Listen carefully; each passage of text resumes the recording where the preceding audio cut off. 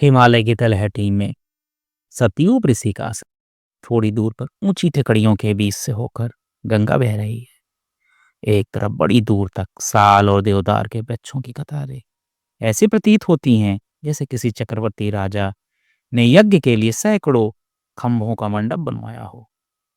पर्णकुटी के निकट रोज शाम को हिरण बैठे हुए जुगाली करते और पेड़ों पर पक्षी कलरव करते थे।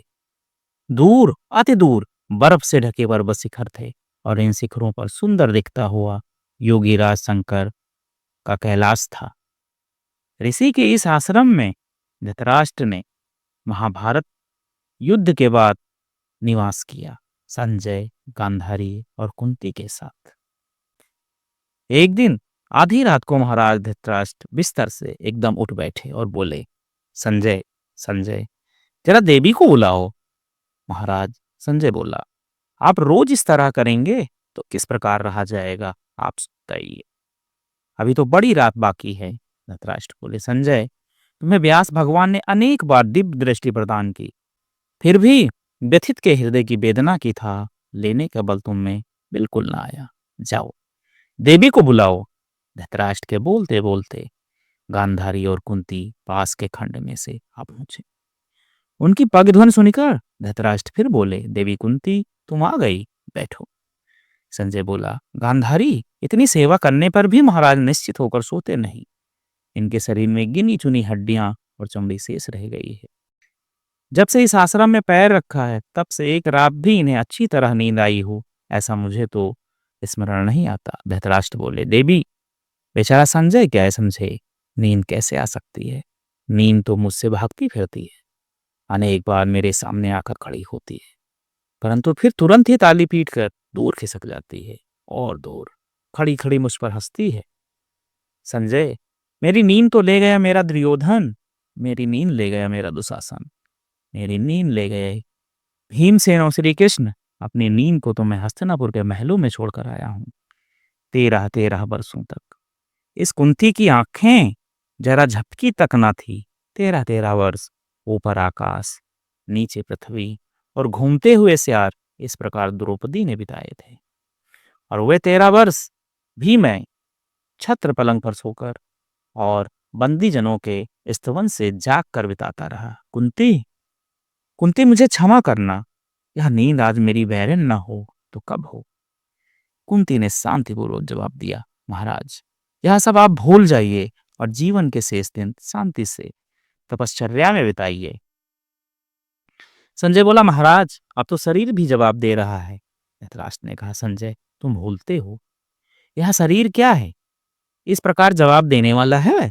मृत्यु तो मानव जीवन की अमूल्य वस्तु है। जगत में मृत्यु ना हो तो मनुष्य कितना दुखी होता, ये देखने के लिए मेरे पास आओ। मुझे मृत्यु आ जाए तो मैं अपने को भाग्यशाली समझूं, परंतु नहीं,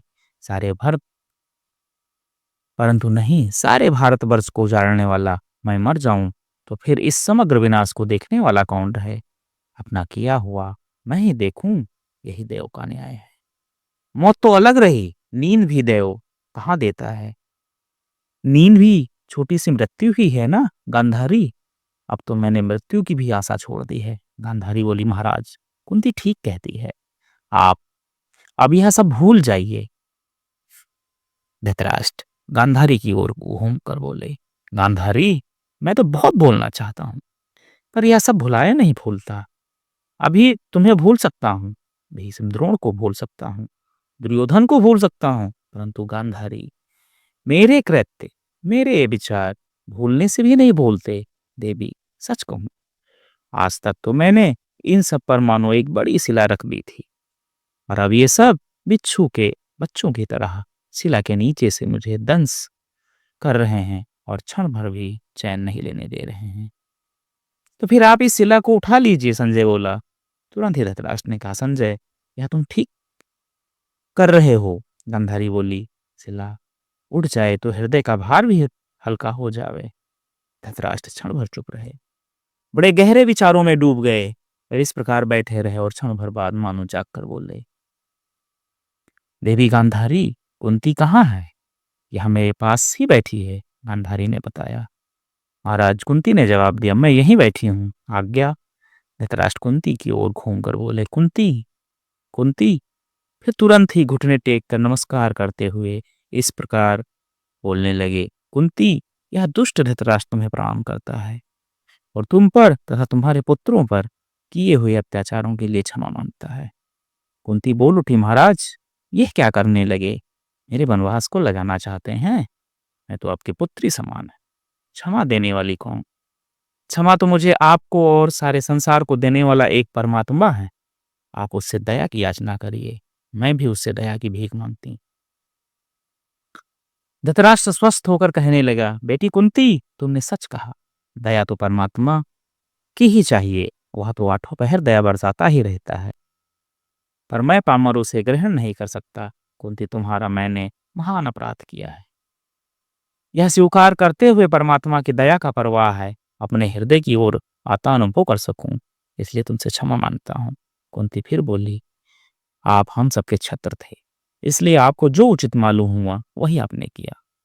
धृतराष्ट्र ने कहा, संजय, हम एक बार गंगा स्नान करके लौट रहे थे, तब तुमने मुझे एक खेत के अदृश्य कुएं की बात बताई थी, जो ऊपर से खेत की तरह मालूम होता है, जिस पर खूब घास भी उगा हुआ दिखती थी, परंतु वास्तव में गहरा अंधेरा गुप्त होता है। अनेक अनजान लोग इस अदृश्य कूप में गिरकर प्राण गंवाते हैं। कुंती, यह धृतराष्ट्र भी ऐसा ही अदृश्य कुआं है। मैं भी चित्रवीर का पुत्र, पांडु का भाई, युधिष्ठिर का ताया और हितैषी, तुम्हारा ज्येष्ठ और तुम लोगों की ठंड और धूप से रक्षा करने वाला छत्र हूँ। पर ये सब तो ऊपर से हरे भरे दिखने और हवा में झूलने वाली उस घास की तरह है। वास्तव में तो मैं दुर्योधन का पिता और पांडव का कट्टर शत्रु हूँ। ऊपर से ताया होने का दिखावा करके मैंने तुम्हारे पुत्रों को तंग करने की कोई कसर नहीं छोड़ी। यह बात आज मुझे दग्ध कर रही है। कुंती बोली, महाराज, आखिर हम सब मनुष्य ही हैं, परमात्मा आपको शांति दे। तत्काल ही धृतराष्ट्र बोल पड़े, अब तो मुझे शिला पूरी तरह से उठा लेने दो, इसे दूर किए बिना मुझे चैन नहीं मिलेगा। कुंती, बाहर से अच्छे अच्छे शब्द बोलकर भले बनने और अंदर से दुष्टता को पूरी तरह से पोषण करने का काम ही मैंने जीवन भर किया।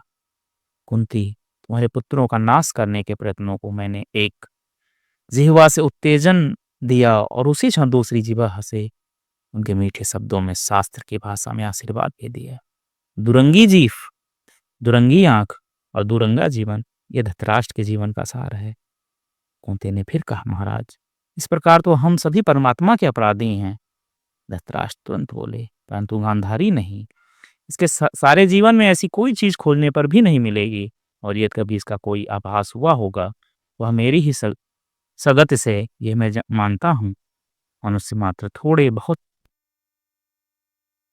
अस में ऐसा दुर्गा जीवन बिताता है, पर बेचारा मनुष्य, जिसे उस दुर्गे जीवन का भान भी नहीं है। वह जो बोलता है उसका उसके कार्यों के साथ मेल है या नहीं, जो करता है उसका हृदय के साथ मेल है या नहीं, जो सोचता है उसका वाणी के साथ मेल है या नहीं, यह सब देखना मुझे तो साधारण मनुष्य की शक्ति से बाहर की बात मालूम होती है, और इसी से मनुष्य मात्र दुखी है। पर कुंती, मेरी बात जरा भिन्न है। मैं हस्तिनापुर का महाराजा ठहरा साधारण मनुष्य न करने योग्य काम करे तो उसका समाज में बड़ा परिणाम नहीं होता है, परंतु मैं समाज के शिखर पर बैठा हुआ, इसलिए मेरे कृत्यों का परिणाम समाज में बड़े बड़े उलटफेर कर सकता था और बहुतों को उसका फल भोगना पड़ा। फिर यदि मनुष्य अज्ञान में ऐसा जीवन बिताए तो वह कर्तव्य माना जा सकता है, पर इसे अंधे ने भी खुली आंखों से यह व्यापार किया और ऐसे जीवन का नया शास्त्र भी गढ़ डाला। कुंती, हम राजपुरुषों को ऐसे दुरंगे जीवन की यथारीत शिक्षा दी जाती है। आज के राजपुरुष अर्थात दुर्गा जीवन गरीबों को चूसना और चूसते चूसते उनके शरीर पर मीठे शब्दों का जल छिड़कना, दूसरों का सर्वस्व लूट लेना और लूटते लूटते मनुष्य जात के कल्याण के आदर्श उपस्थित करना, हृदय में मार डालने की भावना रखते हुए मुख से स्वागत के भाषण करना, यह सब राजपुरुषों की शिक्षा मानी जाती है। और इन विषयों में जो कुशल हो, राजसभा में उसका सिंहासन प्रथम होता है। कुंती, देवी गांधारी इस प्रकार का राजपुरुष बना, इसी से आज इस विषय पर पड़े पड़े पसलियां रगड़ रहा हूँ। आज तो हम समाज से दूर, बहुत दूर इस आश्रम में हैं। यहाँ से यदि मेरी आवाज पहुंच सकती तो संजय, सारी दुनिया को सुना देना चाहता हूँ कि राजपुरुष होने का अर्थ मनुष्य राजपुरुष होने का अर्थ मनुष्यता को भी खोदना है। राजपुरुष अर्थात दिन दहाड़े लूट मचाने वाला लुटेरा। राजपुरुष हृदय से परमात्मा को निकाल कर बाहर मजबूत ताला लगा देता है, जिससे वह कहीं फिर वह घुस ना पड़े। राजपुरुष बनना अर्थात मुट्ठी जितनी हृदय की बल देकर सारे पृथ्वी के ईश्वर से समृद्ध होना। राजपुरुष बनना अर्थात शरीर का विस्तार इतना अधिक बढ़ाना कि हृदय की धड़कन भी वहां ना पहुंच सके, और अंत में हृदय रोग से सहसा मर जाना। कुंती इस धृतराष्ट्र ने सारा जीवन ऐसे व्यापार में बिताया। यह आज मैं तुम्हारे सामने स्पष्ट बता रहा हूँ, और यह बताते हुए अपने हृदय का भार मैं कुछ हल्का होता अनुभव कर रहा हूँ। कुंती बोली, महाराज, मैं तो यही कामना करती हूँ कि आपका हृदय का भार हल्का हो। धृतराष्ट्र बोले, देवी संजय, बातें तो अभी बहुत करनी है, पर की नहीं जाती, जैसे कोई मुझे रोक रहा है। कुंती, मेरी बात मानोगी? तुम समझ नहीं सकती कि जब तुम्हारे पुत्र कुरुक्षेत्र से वापस आए और युधिष्ठिर मेरे पैरों पर गिरा था, तब मुझे कितनी वेदना हुई। उसके बाद का सारा समय मैंने उन महलों में किस प्रकार बिताया, ये मेरा मन ही जानता है। हस्तिनापुर का ताप मुझसे सहन न हुआ, इसलिए मेरी इच्छा हुई कि अब जंगल की खुली हवा में जाऊं, और मैं यहाँ आ गया। कुंती बीच में ही बोली, इस प्रकार के तपोवन आपने पवित्र वातावरण से ही मनुष्य को शांति दे देते हैं। धृतराष्ट्र बोल उठे, कुंती, तुम भूलती हो, यहाँ आकर तुम मैं अधिक दुखी हो गया हूँ। इस आश्रम की शांति में तो मेरे पिछले सारे कर्मों ने मुझ पर एकदम धावा बोल दिया, और मेरी वेदना बढ़ गई। इस आश्रम की शांति तुम सबको अच्छी लगती होगी, पर मैं तो इसे त्रस्त ही हुआ हूँ। यहाँ आने के दूसरे ही दिन मुझे लगा था कि जो इससे तो हस्तिनापुर ही अच्छा है। यहाँ आने के बाद मेरा मन बेकार हो गया है, इसलिए वह मुझे ही खाने को दौड़ता है। ऐसी शांति में ऋषि मुनि ना जाने कैसे रहते होंगे। गांधारी, सच कहता हूँ, सारे जीवन में मैंने जो जो कृत्य और जो जो विचार किए, वे ताजे होकर स्मरण आते ही हैं, और जिन कृत्यों और विचारों का मुझे जरा भी स्मरण नहीं है, वो भी हजारों की संख्या में जब मेरे आगे आकर खड़े होते हैं और मुझे पिता के रूप में परिचित कराते हैं, तब तो मुझे बहुत ही घबराहट होती है। देवी, कभी कभी तो मेरी इच्छा होती है कहीं भाग जाऊं या गंगा में डूब कर मरूं, तो इन सबसे छुटकारा हो, परंतु अंदर से कोई मना करता है। कुंती, तुम्हारे सामने अपना हृदय खाली करने से कदाचित यह वेदना शांत हो जाए। इस आशा से तुम्हें दो बातें कहना चाहता हूँ। कुंती, मुझसे पापी न कहना, मुझे पामर और स्वार्थी कहकर मेरी निंदा न करना। मैं इस प्रकार का हूँ, फिर भी आज तुम्हारी दया का भूखा हूँ। मेरा त्याग न करना कुंती। मैं हस्तिनापुर की प्रजा का स्वामी आज तुम्हारी गोद में सिर रखकर रोने का अभिलाषी हूँ। बेटी कुंती, मेरे जीवन की अनेक घटनाएं मेरे सामने एकत्र हो गई, और वो इस प्रकार बाहर आना चाहती हैं, मानो एक के बाद एक अपने चित्र उपस्थित करती। संजय सुनो, भाई पांडु उस समय वन में रहता था। एक दिन प्रातःकाल कुछ वनवासी हस्तिनापुर आए। कुंती और पांडव उनके साथ थे। तपस्वियों ने आकर भीष्म पितामह से पांडु की मृत्यु की बात कही। पांचों बच्चों को भीष्म की गोद में सौंपा और फिर विदा हो गए। कुंती, उस दिन मैं कितने ऊंचे स्वर में रोया था, तुम्हें याद आता है? तुम तो दुख में डूबी हुई थी, इसलिए तुम्हें याद ना होगा। मैंने बड़े ऊंचे स्वर में रुदन किया, जैसे मेरे सिर पर आकाश टूट पड़ा हो। परंतु कुंती, सच कहूं, मेरे आंखों में आंसू होंगे और मेरे हृदय में दीपक जल उठे थे। पांडु के मरने पर मैं हस्तिनापुर का स्वामी बना, और हस्तिनापुर की गद्दी पर दुर्योधन के लिए स्थान हो गया। गांधारी, वह मेरा भाई पांडु मेरे सामने खड़ा मुझ पर हंस रहा है। देवी, पांडु चला गया। प्रतिष्ठा देने वाले वे लोग चले गए जिस राज्य के लिए रोया था। वह राज्य भी चला गया जिस पुत्र की लालसा से रोया था। वह पुत्र भी चला गया, जो आंसू गिरे थे वो भी सूख गए। परंतु इन सब के पीछे मेरा जो ढूंढ था, वह मेरे जीवन पुस्तक में अंकित हो गया, और मिटाने से भी नहीं मिटता। इतने दिनों से गंगा स्नान करता हूँ, इतने दिनों से तप करता हूँ, पर ना तो गंगा स्नान मेरे हृदय को धो सका, और न तप उसे निर्मल कर सका।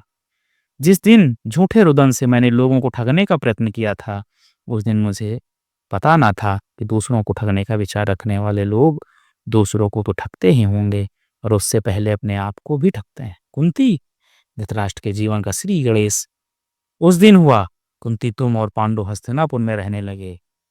पांडु के पुत्र और मेरे पुत्र पितामह की छत्रछाया में बड़े होने लगे। पितामह ने पहले कृपाचार्य और फिर द्रोणाचार्य को रखकर उनसे राजकुमारों को शिक्षा दिलाने का प्रबंध किया। पांडव और कौरव सब मुझे अपना हितैषी समझने लगे, परंतु मेरे मन में तो बहुत पहले से ही पांडव और कौरवों के लिए भेदभाव उत्पन्न हो चुका था। मेरा प्रयत्न सदा यही रहता था कि आहार विहार में मेरा दुर्योधन सदा आगे रहे। द्रोणाचार्य से भी मैं सदा आग्रह करता रहता था वह दुर्योधन की ओर अधिक ध्यान दें। जब सब राजकुमार नदी तट पर खेलने जाते थे, मेरे कान यही सुनने के लिए उत्सुक रहते थे कि दुर्योधन ने औरों को हराया। यह इस यह सब इस समय मैं दीपक की तरह स्पष्ट देख रहा हूँ। इसमें कोई संदेह नहीं कि मैं ऐसा ही करता था, पर उस समय यह सब मुझे स्पष्ट दिखाई नहीं देता था। गांधारी, तुम्हें याद होगा, दुर्योधन की दुष्टता देखकर तुमने मुझे अनेक बार उसका त्याग करने के लिए कहा था, पर मैं उसका त्याग किस प्रकार करता? सच्चा दुष्ट तो मैं था, दुर्योधन की दुष्टता तो केवल मेरी दुष्टता का प्रतिबिंब था।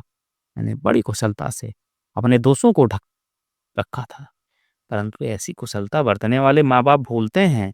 उनको पता नहीं है कि उनके दोस्त उनके रोम रोम से बाहर झाँकते हैं और छूत की बीमारी के कीटाणुओं की तरह उड़कर उनके बच्चों को लग जाते हैं। दुर्योधन, तू चाहे जितना दुष्ट था, और गांधारी की गोद में खेला था, इसलिए तेरी दुष्टता प्रकट थी। तेरी दुष्टता में एक प्रकार की उच्चता थी, तेरी दुष्टता में गांधारी की निडरता थी, पर मैं तो छिपा दुष्ट था। मुझे दुष्टता प्यारी थी और दुष्टता करने की हिम्मत मुझ में नहीं थी। गांधारी, मेरी दुष्टता को कोई देख न ले, इस भय से मैं उसे बार बार हृदय की गहराई में धकेलता रहा। संभवतः इसी से आज भी वह बाहर आते आते डरती है। महाराजा, हम सब तो ये समझते थे कि आप पुत्र स्नेह के वश होकर दुर्योधन को कुछ नहीं कहते थे, संजय बोला। धृतराष्ट्र ने कहा, केवल यही नहीं, जब भीमसेन को दुर्योधन ने लड्डू में विष खिला दिया था, तब मुझे बहुत बुरा लगा था। इस बात का पता लगने पर मैंने एकांत में अपने पुत्र को खूब धमकाया था, परंतु अपनी धन की पोल को मैं उतनी अच्छी तरह नहीं समझता था जितनी अच्छी तरह मेरे पुत्र उसे परख गए थे। मुझे उस समय अच्छे काम अच्छे और बुरे काम बुरे लगते थे, सही, परंतु अच्छे काम अच्छे ही हैं, इस पर मुझे विश्वास नहीं था। इसलिए मैंने इसके लिए कभी कोई आग्रह नहीं रखा। परिणाम स्वरूप मैं दुष्टता से अधिक लिप्त होता गया। कुंती, दूसरी बात क्या कहूँ, ये तो अभी कल की ही बात है। दुर्योधन को युद्ध से रोकने की सबने मुझे सलाह दी थी। मैं चाहता तो उसे रोक सकता था, परंतु मैं तो किसी भी चीज में विश्वास रखना छोड़ बैठा था। अपना सारा जीवन एक जुआरी की तरह मैंने दैव को सौंप दिया था। जीवन ये है, जुआ मनुष्य को किस तरह तरह नष्ट कर देता है। या किसी को देखना हो तो धृतराष्ट्र के पास आए और उसका हृदय खोल कर देखे। परंतु कुंती, मैं दूसरी ओर चला गया। पुरोचन खड़ा रहा बाहर आने के लिए। क्यों उतावला हो रहा है? मैं कुंती से तेरी बात कहने लगा हूँ, पर दुष्ट, फिर तू मेरा पीछा छोड़ देना। कुंती, उस समय की बात है जब तुम्हें बराड़ावत के महल में भेजा था। द्रोणाचार्य की विद्या में पांडव मेरे पुत्रों से अधिक कुशल हो गए। यह मुझसे सहन ना हुआ। मेरे पुत्रों ने पांडव को किसी प्रकार समाप्त करने की योजना बनाई और मुझसे उन्होंने यह विनती की कि पांडव को बराड़ावत में विहार करने के लिए भेजा जाए। कुंती, सच कहता हूँ, इस विनती की आड़ में जो कुछ छिपा था उसका मुझे पता था, परंतु ऐसी योजनाएं तो हम राजपुरुषों की गुट में बनती ही रहती है, और आवश्यकता पड़ने पर न्याय सभा में हम शपथ पूर्वक यह घोषणा कर सकते हैं कि हमें किसी बात का जरा भी पता नहीं था। पांडव तैयार हो गए। तुम सब मेरे पास आज्ञा लेने आए।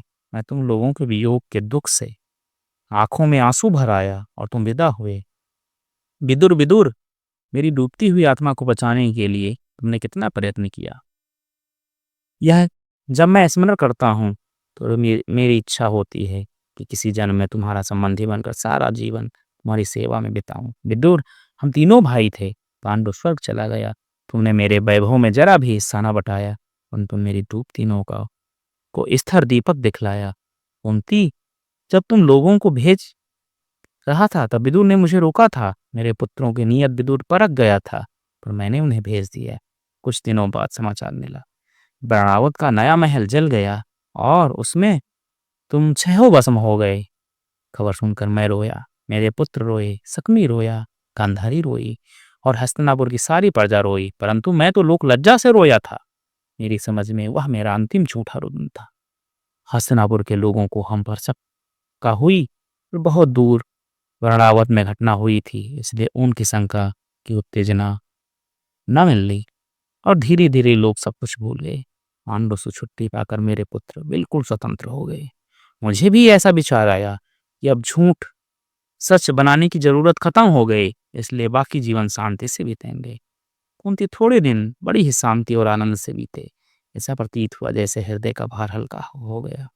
और तभी समाचार मिला कि राजा द्रुपद की सभा में अर्जुन ने द्रौपदी को प्राप्त किया और वहां एकत्र हुए समस्त राजाओं का दर पांडवों ने चूर्ण किया। इस समाचार से मुझे गहरा धक्का लगा। अपने पुत्रों के लिए रचे गए सारे स्वप्न भंग हो गए। मैं यह कामना करने लगा कि यह खबर झूठी निकले।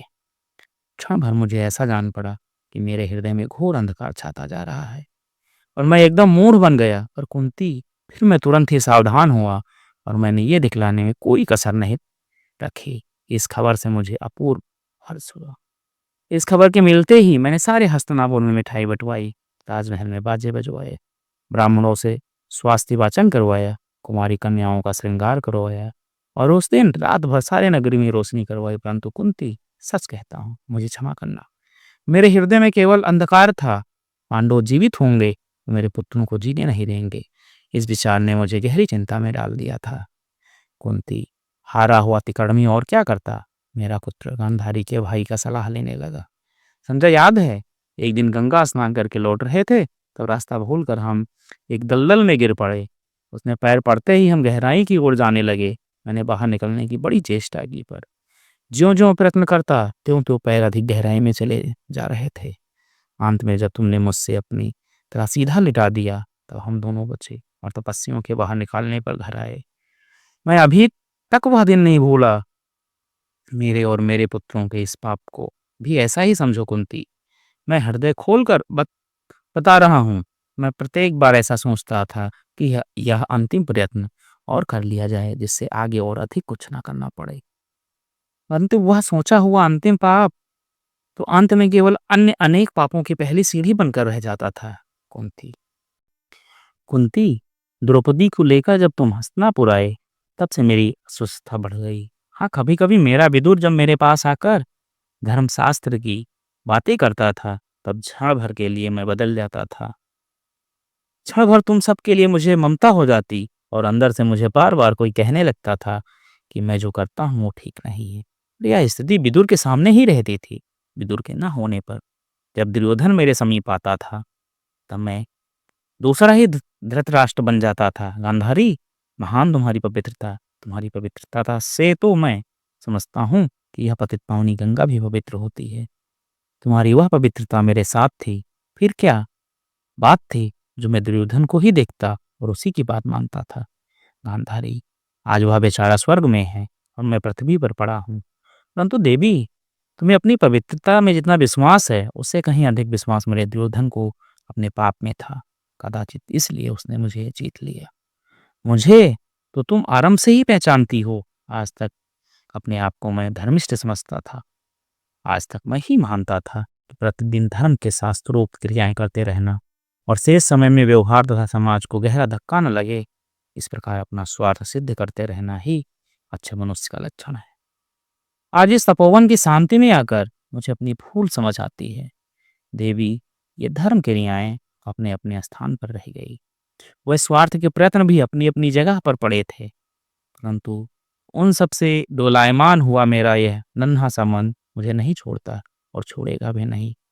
गांधारी, मेरे जैसी सारी दुनिया के साम्राज्य के पीछे दौड़ने वाले बेचारे अनेक मृगों को यह क्या पता कि यह सब व्यर्थ के प्रयत्न है। कुंती, सुनती हो? बीच बीच में दूसरी तरफ चला जाता हूँ। संजय, तुम मुझे रोकते भी नहीं। जब द्रौपदी को लेकर तुम सब हस्तिनापुर में आए, तब मैं प्रसन्न हुआ और पांडवों को इंद्रप्रस्थ नगर तथा राज्य का आधा भाग दे दिया। तुम लोग इंद्रप्रस्थ चले गए, परंतु कुंती, मैं सच कह रहा हूँ, मेरे मन को जरा भी चैन ना मिला। हर रोज दिन डूबने पे ना पाता था कि तुम्हारे पुत्रों को किसी न किसी राजा को परास्त करते और एक नया देश विजित करने का समाचार आ जाता था। इससे मेरे हृदय की जलन बढ़ती थी। कुंती, आज जिस प्रकार सब समझ में आ रहा है, उस प्रकार उस समय नहीं आया था। पांडवों का राज्य और सत्ता बढ़ने से मेरा कुछ बिगड़ नहीं रहा था। मेरे दुर्योधन के एक ग्राम में भी इससे कमी नहीं आ रही थी। तुम्हारे पुत्र मेरे दुर्योधन के प्रताप को जरा भी हानि नहीं पहुंचा रहे थे। परंतु मेरे मन में यही विचार आता था कि पांडवों का तेज बढ़ने से दुर्योधन का तेज घट रहा है। पांडवों को दुर्योधन से सदा नीचे रहना चाहिए, यही मेरी अभिलाषा थी। और इस अभिलाषा का पोषण करते हुए मुझे ऐसा मालूम होता कि मैं केवल अपने पुत्रों के प्रति कर्तव्य पालन कर रहा हूँ। आज स्पष्ट जान पड़ रहा है कि इस प्रकार का विचार करने में मेरे मन में पांडवों के तेजोद्देश्य के सिवा दूसरी कोई भावना नहीं थी। पांडवों के अपने मार्ग पर आगे बढ़ने में दुर्योधन की कोई हीनता नहीं थी, परंतु हम दुनिया के मनुष्य अपनी हीनता और उच्चता का विचार दूसरों की दृष्टि से करते हैं, यही भूल है। मेरा सारा जीवन इसी ही भूल में बीता। पांडवों की कीर्ति को बढ़ते हुए सुनकर मैं अधीर हो गया। मेरे पुत्र भी यही विचार करते रहते थे कि पांडवों का किस प्रकार नाश किया जाए। इतने में युधिष्ठिर ने राजसूय यज्ञ किया। श्री कृष्ण, अर्जुन और भीम ने मिलकर जरासंध का वध किया और बंदी बने राजाओं को छुड़ा दिया। जब मुझे यह समाचार मिला तो मैं चकित हो गया। मैं ऐसी कल्पना भी नहीं कर सकता था कि जरासंध को और उसके साम्राज्य को भी कोई मिट्टी में मिला सकता है। भीम ने जब जरासंध का वध किया तब मेरी आंखें खुल गई और क्षण भर मुझे ऐसा जान पड़ा कि पांडवों के सामने आना मेरे पुत्रों के लिए सिंह के जबड़े में हाथ डालने के समान है। परंतु यह विचार आते थे और फिर छिप जाते थे। युधिष्ठिर के राजसूय युग में भीष्म, द्रोण, दुर्योधन और कई लोग गए, विदुर भी गए थे, परंतु मेरी तो आंखें ही नहीं हैं। मैं क्या जाता। जब दुर्योधन इंद्रप्रस्थ से वापस आया और उसने मुझसे पांडवों के ऐश्वर्य का वर्णन किया तब मेरी नींद उड़ गई। द्वारकाधिपति श्री कृष्ण का मनुष्य श्रेष्ठ के रूप में पूजन हुआ और उस पूजन का विरोध करने वाले शिशुपाल का सिर धड़ से अलग कर दिया गया। उन्हीं महान भाव श्री कृष्ण ने यज्ञ में राजाओं के पैर धोने का काम संभाला। भारतवर्ष के दूर दूर के राजाओं महाराजाओं ने महाराज युधिष्ठिर के चरणों में मस्तक टेके और अनेक मूल्यवान भेंटों से उनका सार्वभौम पद स्वीकार किया। यह सब मैंने जब विस्तार से सुना कि मेरे मन की क्या दशा हुई होगी, इसकी कल्पना भी तुमसे कोई नहीं कर सकता। अपने पुत्रों को सदा पांडवों से आगे देखने के इच्छुक धृतराष्ट्र को यह सब किस प्रकार अच्छा लगा होगा। यह सब वर्णन सुनकर मेरे कान थक जाते थे, परंतु मैंने धीरज रखा और दुर्योधन को भी धीरज बंधाया। कुंती, सच कहूं मैं अंधा हूं, यह सभी जानते हैं। मुझे यदि कोई अंधा कहे तो यह एक सच्ची बात होगी, यह मैं भी जानता हूं। परंतु फिर भी जब द्रौपदी ने दुर्योधन को ताना दिया कि अंधे के बेटे अंधे ही होते हैं, तब मुझे बड़ा दुख हुआ। और द्रौपदी का और तुम सबका हितैषी होने पर भी उसकी चोटी खींचने की मेरी इच्छा हो भाई। बात की बात तो तुम सबको पता ही है। यहाँ द्रौपदी आ गई। द्रौपदी, अब तो अपने बालों का जोड़ा बांध ले। द्रौपदी, जगदम्बे, तेरी चोटी ने मेरे दुस्साहन की बल ले ली। अब तो क्षमा कर, आजा मेरी गोद में बैठना चाहती है। नहीं नहीं, मैं जल जाऊंगा।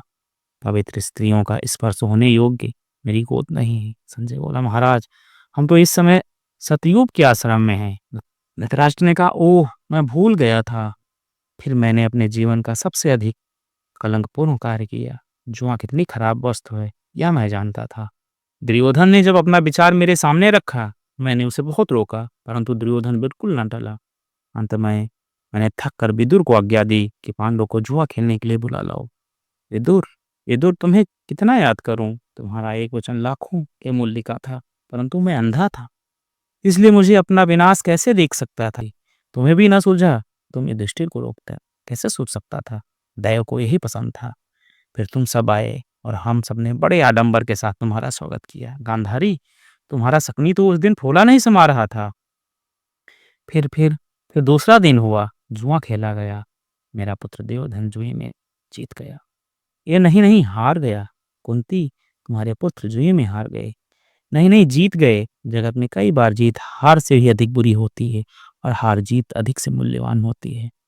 मेरे पुत्र दुर्योधन ने युधिष्ठिर कि लक्ष्मी को, उसके राज्य को, उसके दास दासियों को, उसके भाइयों को और सती द्रौपदी को भी जीत लिया, परंतु इन सब को जीत कर वह स्वयं अपनी मनुष्यता को भी खो बैठा। गांधारी, मेरे पुत्र को शकुनी ने नष्ट किए, और शकुनी को क्यों दोष दूं, यह दोष तो मेरा ही था। संजय, ध्रुत सभा में पासे किस प्रकार पढ़ रहे, ये मैंने तुमसे कितनी आतुरता से पूछा था, तुम्हें याद है। मुझे यह अच्छी तरह याद है। सफेद आसन पर पड़ते हुए उन हाथी दांत के पासों का जब तुम वर्णन कर रहे थे तब मेरे आनंद की सीमा नहीं थी। एक भी शस्त्र की झंकार किए बिना मेरे पुत्र ने जब पांडव और द्रौपदी तक को दास बना लिया तब मुझे शकुनी की बुद्धि प्रभु पर सोने का कलश चढ़ता जान पड़ा।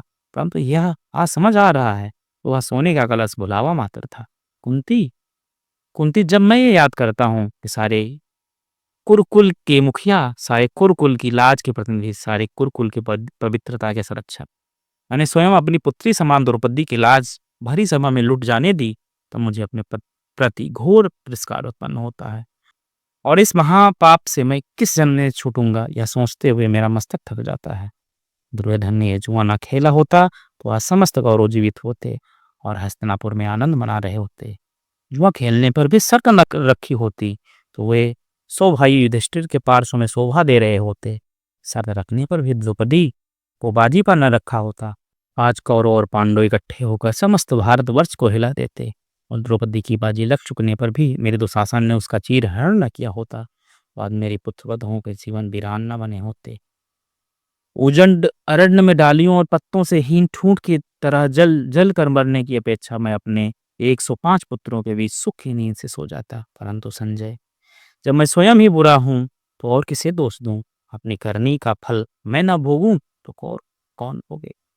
कुंती, जब मेरे पुत्रों ने द्रौपदी की यह दशा की तब तुम्हारे हृदय के तो टुकड़े टुकड़े हो गए होंगे। और मैंने यह सब बड़े मजे से सुना और मन में प्रसन्न भी हुआ। मुझे ये भी विचार आया, मुझे अंधा कहने का अच्छा बदला लिया गया।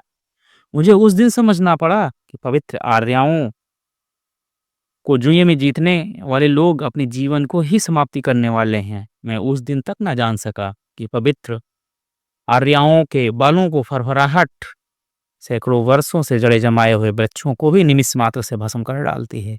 मुझे उस दिन पता ना लग सका कि जो लोग भरी सभा में खुली आंखों से और अपने ही हाथों से पवित्र आर्याओं का अपमान करके अपने आप को गर्वित समझते हैं, वे काल के गाल में समाते जा रहे हैं। कुंती, गांधारी, इस घटना को आज भी जब मैं स्मरण करता हूँ तो जैसे मेरे चारों ओर भूतों का जमघट खड़ा हो जाता है और मुझसे इसका जवाब मांगता है। और तो और मेरे पास कोई जवाब नहीं है, केवल यही, मैं अंधा था, लोभी था। लोभ को आंखें होती भी कहाँ हैं। दुर्योधन से मुझे स्नेह था, इससे उसकी सारी करतूतों को मैं आगे बढ़ने देता था। मैं सोचता था इस प्रकार मेरे लोग को संतोष मिलेगा, परंतु आज अब रोने से भी शांति नहीं मिल रही। कुंती, एक बात और रह गई। जब सभा में भारी हाहाकार मच गया और दुशासन जैसे बलबीर भी दो पद्री का चीर खींचते खींचते थक गए, तो मुझे विचार आया कि कहीं द्रौपदी मेरे पुत्रों को साप देकर भस्म न कर डाले।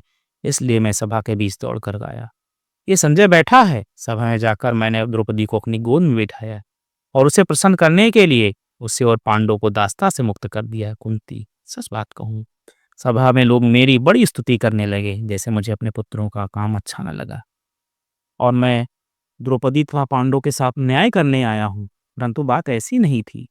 मेरी इस उदारता में भी स्वार्थ था। नामधारी हम राजा लोग शत्रु को तड़फा तड़फा कर मारने में अपनी कुशलता समझते हैं। चोट करने के साथ साथ चोट की जगह पर ठंडे पानी के छींटे देने का भी हम व्यवस्था किए रखते हैं। ऐसा करने से लोगों की दृष्टि हमारी की हुई चोट की ओर न जाकर पानी के छींटों की ओर चली जाती है। लोगों को बड़ा समूह उस दुख को भूल जाता है और हमें दूसरी बार फिर से कभी चोट करने का अवसर मिल जाता है। मैंने विचार किया कि द्रौपदी योग माया का अवतार है, कहीं मेरे पुत्रों को सांप ना डेरा ले। इसलिए भयभीत होकर मैंने उसे वरदान दे दिया और जब वह प्रसन्न हो गई तभी मेरे मन को शांति मिली। फिर भी मेरे पुत्रों को ये सब सहन हो सकता था कि पांडव इस प्रकार बचकर निकल जाएं, और पुत्रों के संगीत पर नाचने वाले मुझसे ये भी कैसे सहन हो सकता था। इसलिए पांडव को फिर से जुआ खिलाया और 12 वर्षों के लिए वनवास दे दिया। गांधारी, ये सब दुर्योधन ने किया और मन मुझे भी यह अच्छा लग रहा था, इसमें कोई संदेह नहीं। मुझे अच्छा ना लगा होता तब तो उस दिन मैं उन्हें कदापि सम्मत ना देता बल्कि विरोध करता।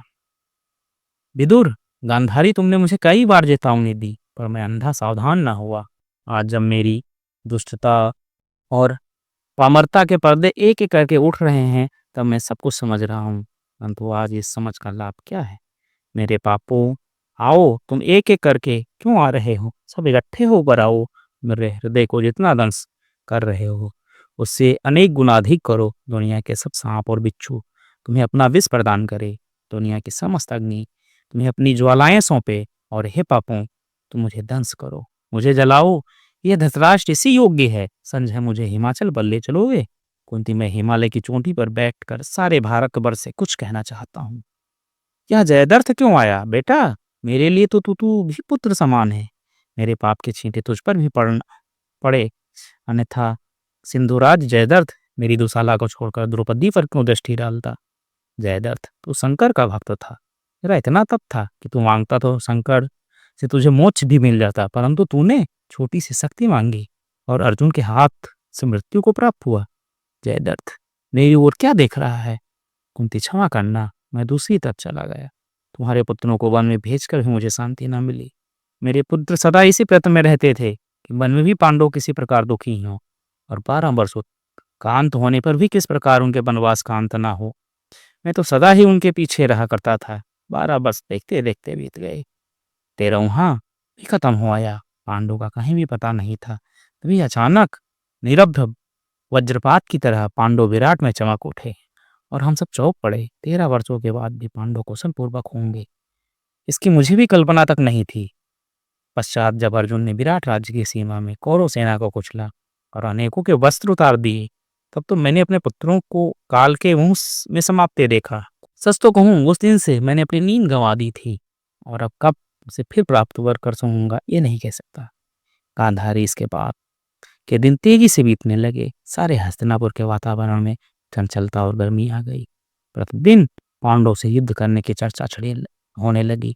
प्रतिदिन दूत और प्रतिदूत आने जाने लगे। प्रतिदिन विष भरे बाणों से भी अधिक दुखदायी संदेश विराट और हस्तिनापुर के बीच घूमने लगे।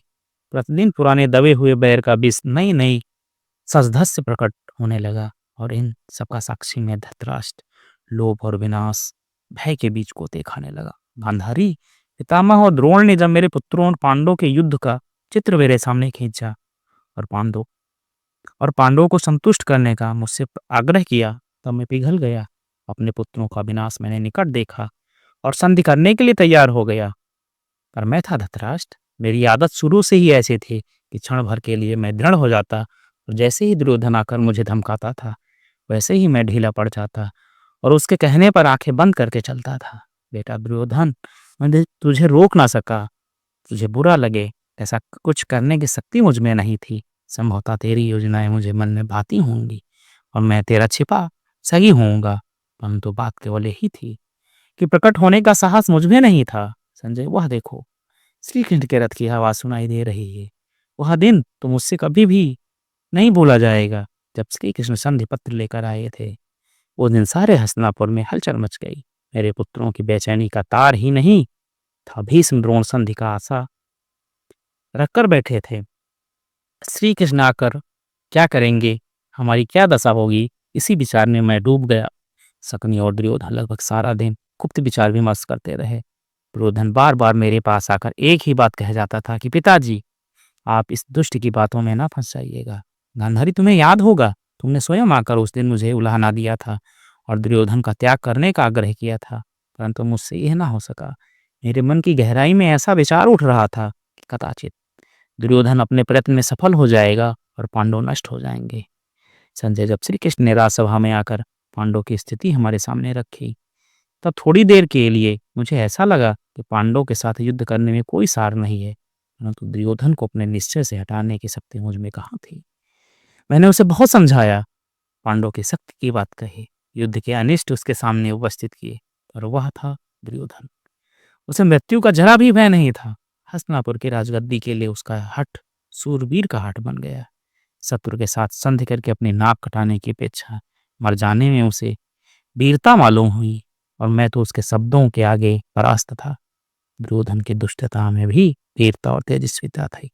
मेरी दुष्टता तो बीमारों की तरह दुर्बल थी। गांधारी, मुझे ऐसा प्रतीत होता था कि तुम्हारी पवित्रता में जो तेज है, वैसा ही तेज दुर्योधन की दुष्टता में था, और इसके विपरीत मैं बलहीन दुष्टता का दास था।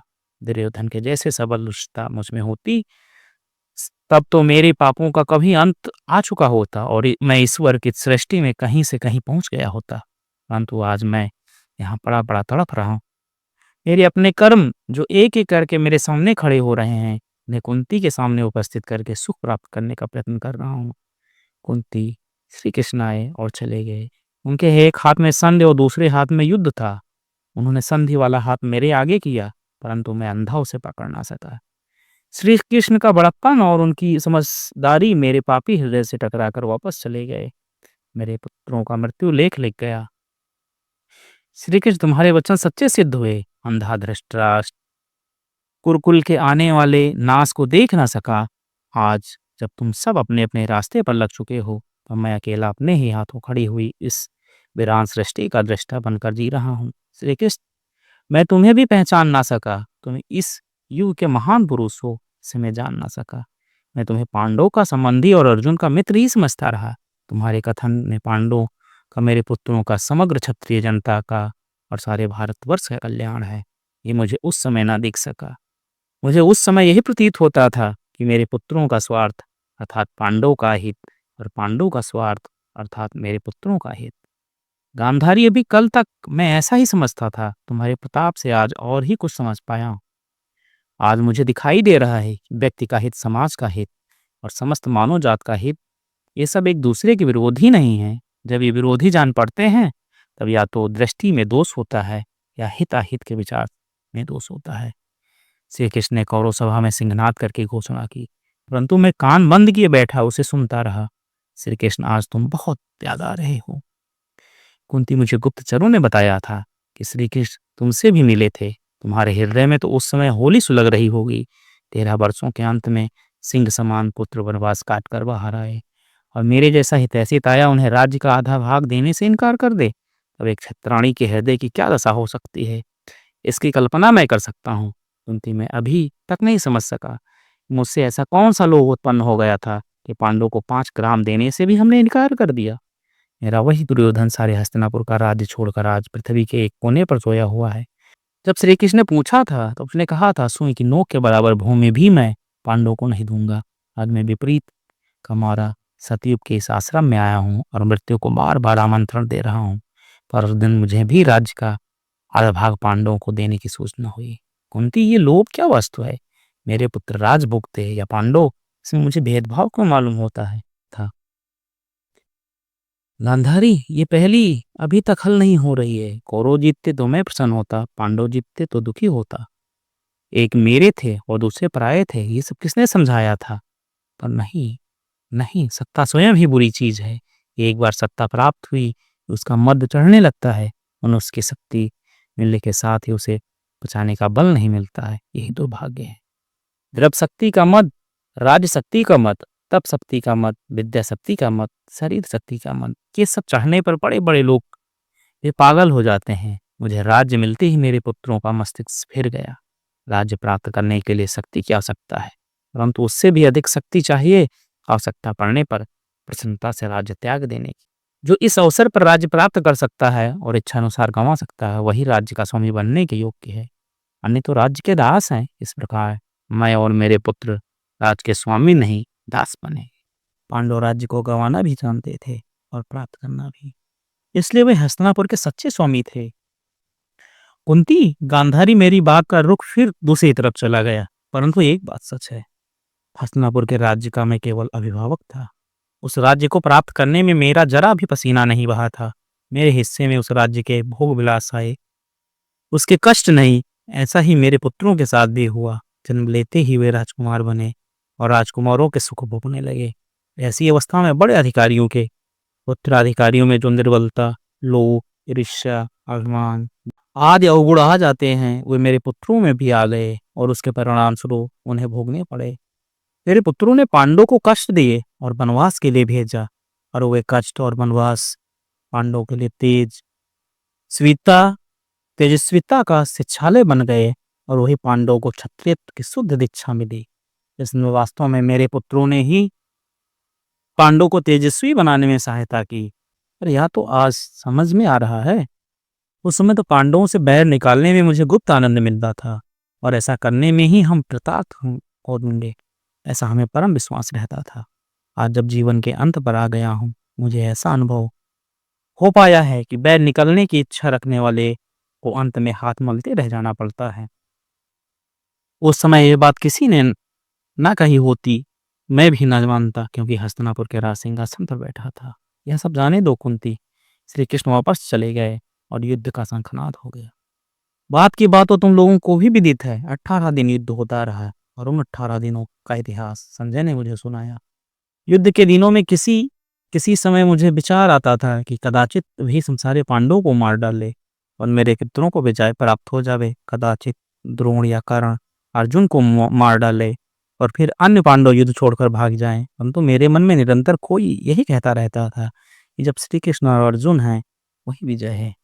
यह गांधारी यही है। कुंती, तुम्हें पता है मेरा दुर्योधन संग्राम में जाने से पहले इसका आशीर्वाद लेने गया था, परंतु गांधारी इस प्रकार आशीर्वाद कैसे दे सकती थी? यह तो सत्य की प्रतिमा है।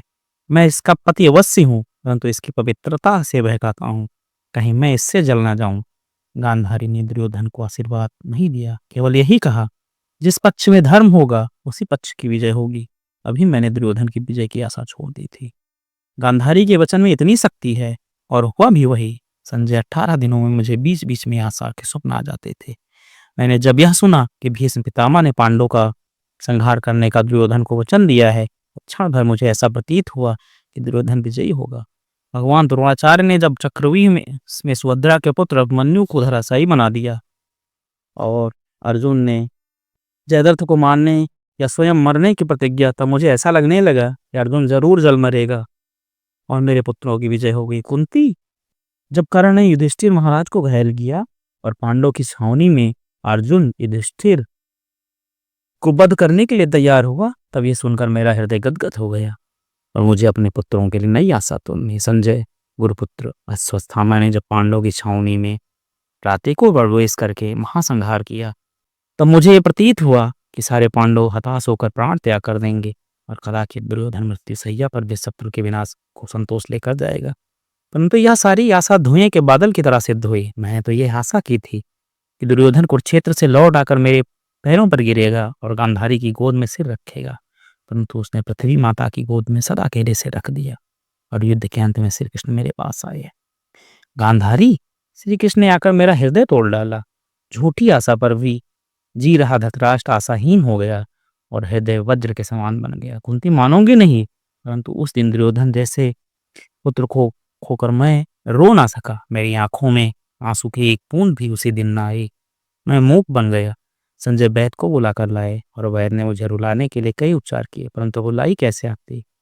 पत्थर के हृदय में से पानी की एक बूंद भी निकले तभी तो। और फिर कुंती, 100 पुत्रों का रण में सुला देने पर भी मुझे अपने पापों के प्रति इसका डोप। गांधारी को श्री कृष्ण की सुनाई खबरों से भी तो हुआ, परंतु यह तो योग माया है। इसका सारा जीवन तपे हुए सोने की तरह है, जिसे किसी तरह की मिलावट या शुद्धि नहीं होती है। इसलिए दुर्योधन का समाचार सुनकर भी इसका धैर्य नहीं टूटा। इसे तो ऐसे ही परिणाम की आशा थी। कुंती, लोभी धृतराष्ट्र को तुमने नहीं पहचाई। मेरे सारे स्वप्न भंग हो गए, मेरी आशाएं धूल में मिल गई, मेरे मनोरथ मन में ही रह गए। फिर जब पांडव हस्तिनापुर आए और युधिष्ठिर मेरे चरण स्पर्श करने आया, तब मैंने उससे और उसके भाइयों को साप ही दिया और उनका सर्वनाश हो जाए, ऐसी मैंने कामना की। परंतु यह तो धृतराष्ट्र का साप था, मेरे साप पे शक्ति कहाँ होती? मेरा साप गांधारी के साप की तरह थोड़े ही था, जिसके आगे श्री कृष्ण को भी सिर झुकाना पड़ता। मेरे साप तो मेरे ही साथ आकर टकराता था। कुंती, बंदर बूढ़ा होने पर भी उछल कूद नहीं भूलता, ऐसा कहा जाता है। मेरे पुत्र जब सदा के लिए सो गए, तब मेरा संसार सूना हो गया। जीवन में रस नहीं रहा। भाग्य में जो थोड़े दिन बंधे थे वो भी ताने रह गए, परंतु मैं धृतराष्ट्र था। दुर्योधन चला गया, अरे मेरी दुष्टता थोड़ी ही ले गया। मेरे पुत्र चले गए और मैं ये जानता था कि अब उनमें से एक भी पुत्र हस्तिनापुर का राज्य भोगने के लिए जीवित नहीं होगा।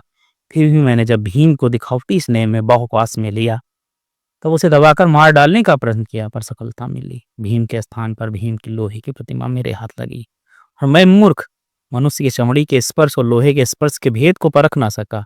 यह मेरी अंतिम दांव था। इसके पश्चात कुंती, तुम्हें पता ही है, जीवन भर किए हुए सारे कर्म जीवन भर पुत्र के समान वात्सल्य से पोसे गए। ये विचार मेरे सम्मुख आने लगे और मुझे काटने लगे। उस समय मैं क्या जानता कि आगे चलकर ये मुझे कुतर कुतर खाएंगे। हस्तिनापुर का सारा महल उस भूतमाला से घिर गया और मुझसे इसका उत्तर मांगने लगा। उसके वे महल, उसके वे कमरे, उसके वे शीशे और पलंग, उसके वे सिंहासन, उसके वे सारे सुख साधन मुझे खाने को दौड़ने लगे और जिन महलों में इतना जीवन व्यतीत किया था, उन्हें एक रात भी एक युग के समान लंबी मालूम होने लगी। कुंती, पांडु ने मेरी सेवा करने में कोई कमी ना रखी। दुर्योधन ने मुझे जो सुख दिया, उसकी अपेक्षा अधिक सुख मुझे मिले। इसके लिए युधिष्ठिर की चिंता और चेष्टा मैंने स्पष्ट देखी। मेरे सुख साधन बढ़ गए, परंतु मुझे ये सब अधिक असह्य हो गए, इसलिए मैंने वनवास ले लिया। कुंती, मैं जब चला था, मेरे मन में था कि हस्तिनापुर छोड़कर यह सब भूल जाऊंगा और तपश्चर्या में मन को लगाऊंगा, परंतु यह मेरी भूल थी। जीवन भर पाल पोस कर बड़े किए हुए मेरे ये बच्चे मुझे इस प्रकार कैसे छोड़ देते। मेरे कृत्य मेरे मस्तिष्क में घूमते रहते और विचित्र प्रकार की उलझन में मुझे डाल रहे हैं। कुंती, अब हृदय कुछ हल्का हुआ। अब यह धृतराष्ट्र असली रूप में तुम्हारे सामने खड़ा है। या तुम इससे यह सब कहे बिना मर गया होता तो यह सब लोग मुझे चलाते, तब सारा शरीर भस्म होने पर भी यह नन्हा हृदय किसी तरह भस्म न होता। आज अब मैं मरूंगा, मुझे इस बात का संतोष होगा कि अंत में मैंने कुंती के आगे हृदय खोलकर बातें की। कुंती धीरज के साथ बोली, आप बहुत देर से बोल रहे हैं, इस कारण थक गए। अब क्षण भर सैया पर सो जाइए और कुछ कहना हो तो कल प्रातःकाल कहिएगा। नहीं नहीं, मेरी बातों को इस प्रकार अर्थ नहीं हो सकता। अभी तो अंदर से ऐसी ऐसी बातें उड़ रही हैं जिसको मैं जानता तक नहीं हूँ कि तुम्हें क्या कहूँ। बस, अब बस हो गया, तुम तीनों सुख से सो जाओ। संजय बोला, महाराज पहले आप सो जाइए, फिर हम जाकर सोएंगे। संजय के कहने पर धृतराष्ट्र ने सैया पर लेटकर करवट बदली। एकाएक आश्रम में चिल्लाहट सुनाई दी, भागो भागो, चारों ओर आग लग गई है, भागो भागो। चिल्लाहट सुनकर संजय चौंक पड़ा। देवी, आग लगने की पुकार सुनाई दे रही है, आप क्या करेंगे? गांधारी के उत्तर देने से पहले ही धृतराष्ट्र करवट बदलते हुए बोले, देवी से क्या पूछ रहे हो? पूछो इस धृतराष्ट्र से, पगले। संजय, ये दावानल तो ईश्वर का भेजा हुआ मालूम हो रहा है। कुंती, मेरे हर्ष का पार नहीं है, परमात्मा ने मुझ पर दया की है। अग्निदेव आओ, दौड़ कर आ जाओ, ईश्वर तुम्हारे पंखों में पवन डेग भर दे। गांधारी, तुम और कुंती संजय के साथ चली जाओ, मैं तो प्रभु की कृपा पर स्वागत करते कृतार्थ हो रहा हूँ। संजय, जल्दी करो। महाराज, गांधारी ने कहा, आपने आयु साथ बीतने आपने आयु साथ बीतने पर भी गांधार पुत्री को नहीं परखा। मैं तो वही हूँ जहाँ महाराज है, जीवन में आपके साथ बंधी हूँ और मृत्यु भी अपने साथ समझिए। गांधार की लड़कियों को जीना भी आता है और मरना भी। महाराज, कुंती बोली, मुझे संजय के साथ जाना होता या दूसरा स्थान खोजना होता तो मैं अपने पुत्रों को छोड़कर आपके साथ क्यों आती। मैं वृष्णि कुल की कन्या हूँ। मेरे भाई श्री कृष्ण सारे संसार का संहार करा के वृक्ष की छाया में एक भील के बाण से मर गए। मैं पांडु की वधू हूँ, अपने युधिष्ठिर को राजगद्दी पर छोड़कर आई हूँ, अतएव मुझे कोई कामना नहीं रही। आज मृत्यु स्वयं मिलने आ रही है और महाराज तथा गांधारी उसके स्वागत के लिए खड़े हैं, फिर मैं पीछे कैसे हटूं? जगत की सारी धूप छांव देखती है। अब किसी तरह की भूख नहीं रही। जिस प्रकार आपके साथ हस्तिनापुर छोड़ा, उसी प्रकार आपके साथ संसार छोड़कर अपने को भाग्यशाली समझूंगी। संजय, तुम सुख से जाओ। इस प्रकार बातें करते करते ही गर्म पवन वेग से चलने लगी और आग की लपटों की आवाज सुनाई देने लगी। धृतराष्ट्र बोले, संजय जल्दी करो, तुम चले जाओ। हस्तिनापुर में जाकर महाराज युधिष्ठिर से कहना, आप ही धृतराष्ट्र। और अंत में प्रभु ने दया कर दी, जाओ, विलंब न करो। महाराज, यह अग्नि आप ऊंची, अग्नि पधारिये पधारिये, आज मेरे अहोभाग्य हैं। कुंती, गांधारी, अग्निदेव से प्रार्थना करो कि मुझे छूकर वे ठंडे ना हो जाएं। अग्निदेव, मेरे जैसे पापी को जलाते हुए आप सचवाइएगा नहीं। गंगा और आप संसार को पवित्र करने वाले हैं, गंगा से यह हृदय ना धुल सका, अब आप भी मुझे छोड़ देंगे तो मैं कहाँ जाऊंगा।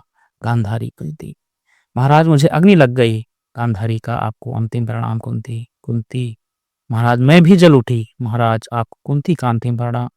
दोनों चले गए। गांधारी से तो अग्निदेव आप स्वयं भी पवित्र हुए होंगे, किंतु मैं तो आपको तब सच्चा जानूंगा जब आप इस धृतराष्ट्र को पकड़ेंगे। आ गए, आ गए, धीरे धीरे क्यों आ रहे हो? मुझे जलाने में तो दो, आपकी पूरी परीक्षा होनी है। आ गए, स्वागत। बेटा दुर्योधन, तू खड़ा है, मैं आया, ये आ पहुंचा। गांधारी, कुंती और धृतराष्ट्र के शरीर दावानल में जलकर भस्म हो गए।